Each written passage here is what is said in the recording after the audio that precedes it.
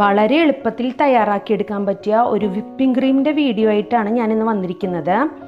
ഞാനിവിടെ യൂസ് ചെയ്യുന്നത് ഫ്രൂട്ടോമാൻസിൻ്റെ quick whip എന്ന് പറഞ്ഞ ക്രീം പൗഡർ. ഈ പൗഡർ യൂസ് ചെയ്തിട്ടാണ് ഞാൻ വിപ്പിംഗ് ക്രീം തയ്യാറാക്കാൻ പോകുന്നത്. ഇതിനൊരു 55 റുപ്പീസാണ്. അപ്പം നമുക്ക് എങ്ങനെയാണ് ഈസി ആയിട്ട് വിപ്പിംഗ് ക്രീം ഈ പൗഡർ യൂസ് ചെയ്തിട്ട് ചെയ്യുന്നതെന്ന് നോക്കാം. വിപ്പിംഗ് ക്രീം തയ്യാറാക്കുന്നതിന് മുന്നേ ഇത് മിക്സ് ചെയ്യുന്ന ഈ പാത്രവും ഈ വിസ്കും 2 മണിക്കൂർ ഫ്രീസറിൽ വെച്ച് തണുപ്പിച്ചെടുക്കണം. നമുക്കിതിലേക്ക് 50 ഗ്രാം വിപ്പിംഗ് പൗഡർ ഇട്ട് കൊടുക്കാം. ഇനി ഇതിലേക്ക് 2.5 ടേബിൾ സ്പൂൺ പൊടിച്ച പഞ്ചസാര ചേർത്ത് കൊടുക്കാം. ഇനി ഇതിലേക്ക് ചേർത്ത് കൊടുക്കുന്നത് 100 ml നല്ല തണുത്ത പാലാണ്. ഈ വിസ്കി യൂസ് ചെയ്തിട്ട് ഇത് നന്നായിട്ട് ഒന്ന് മിക്സ് ചെയ്തെടുക്കണം.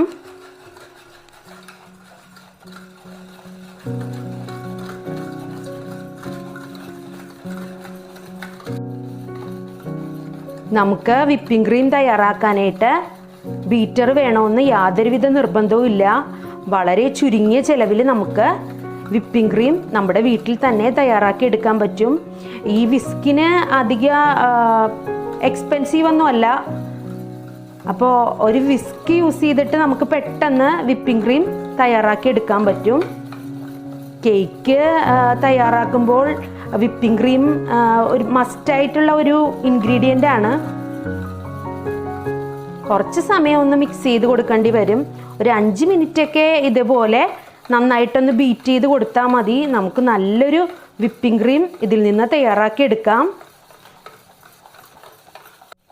വിസ്ക് ഇല്ലാത്തവരാണെങ്കിൽ 2 ഫോർക്ക് യൂസ് ചെയ്തിട്ടും ഇതുപോലെ മിക്സ് ചെയ്തെടുക്കാവുന്നതേ ഉള്ളൂ. കേക്കിൻ്റെ ഒരു വീഡിയോ ഞാൻ ചെയ്തപ്പോഴേക്കും ഹോം മെയ്ഡ് വിപ്പിംഗ് ക്രീം കാണിക്കണമെന്ന് എൻ്റെ ഫ്രണ്ട്സ് റിക്വസ്റ്റ് ചെയ്തിരുന്നു. അപ്പോൾ അത് നിങ്ങൾക്ക് വേണ്ടി മറ്റൊരു ദിവസം തീർച്ചയായും ചെയ്യുന്നതാണ്. ഇപ്പോൾ വളരെ ഈസി ആയിട്ട് നമുക്ക് ഈ പൗഡർ യൂസ് ചെയ്തിട്ട് വിപ്പിംഗ് ക്രീം തയ്യാറാക്കി എടുക്കാം. ഒരു 5 മിനിറ്റ് വിസ്ക് യൂസ് ചെയ്തിട്ട് നന്നായിട്ടൊന്ന് ബീറ്റ് ചെയ്ത് കൊടുത്തിരുന്നു. നമ്മുടെ വിപ്പിംഗ് ക്രീം ഇവിടെ റെഡി ആയിട്ടുണ്ട്. നല്ലൊരു ക്രീമി ടെക്സ്ചറിൽ നമുക്കിത് കിട്ടിയിട്ടുണ്ട്. ഇനി നമ്മളിത് ഫ്രിഡ്ജിലേക്ക് എടുത്തു വയ്ക്കും. 1 മണിക്കൂർ ഫ്രിഡ്ജിലേക്ക് വെച്ച് തണുപ്പിച്ച് നമുക്ക് യൂസ് ചെയ്യാവുന്നതാണ്.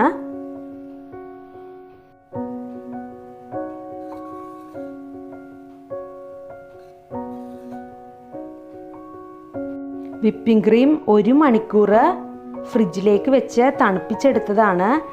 ഈ ഒരു കൺസിസ്റ്റൻസി കണ്ടില്ലേ? ഇപ്പം നല്ല സ്റ്റിഫായിട്ട് നമുക്ക് ഈ വിപ്പിംഗ് ക്രീം കിട്ടിയിട്ടുണ്ട്.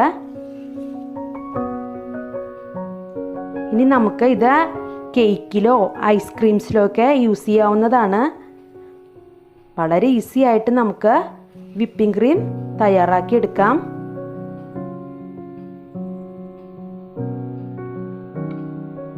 നമ്മൾ തയ്യാറാക്കിയെടുത്ത വിപ്പിംഗ് ക്രീം ഒരു പൈപ്പിംഗ് ബാഗിലേക്ക് നിറച്ചിട്ടുണ്ട്. ഇനി ഇത് ഡിസൈൻ ചെയ്യുന്നതെന്ന് കാണിച്ചു തരാം.